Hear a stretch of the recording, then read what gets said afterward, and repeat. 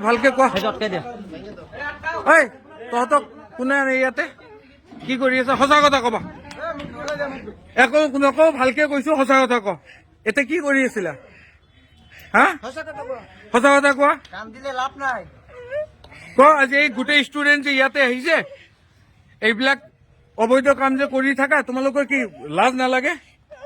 হা ঐ কি কৰি আছিলা গোটেই ভিডিঅ' প্ৰুফ আছে কি কৰি আছিলা ইয়াতে অবৈধ কাম যে হয় তোমালোকক কোনে এইবিলাক কৰিব দিয়ে मालिक कौन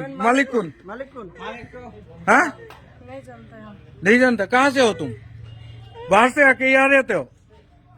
हाँ बाहर से कहाँ से बरपेटा रोड में रहते हैं रोज यहाँ पे आते हो नहीं तो आज सुबह आया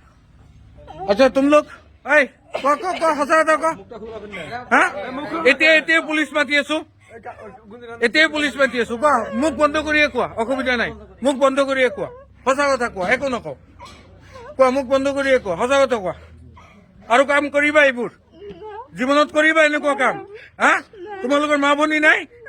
হা জীৱনত কি কৰিবা এনেকুৱা কাম কৰিবা ভুল হৈছে না তোমালোকৰ ৰেগুলাৰ কিয় আহা তোমালোক হা এনেকুৱা এটা স্কুল আছে অনুষ্ঠান আছে জনিয়া বজাৰত তোমালোকে এনেকুৱা প্ৰস্টিটিউট খুলি আছা লাজ নালাগে তোমালোকৰ লাজ নালাগে জীৱনত কৰিবা এনেকুৱা কাম হা এতিয়া পুলিচ মাতি আছো আৰু জীৱনত যাতে এনেকুৱা নহয়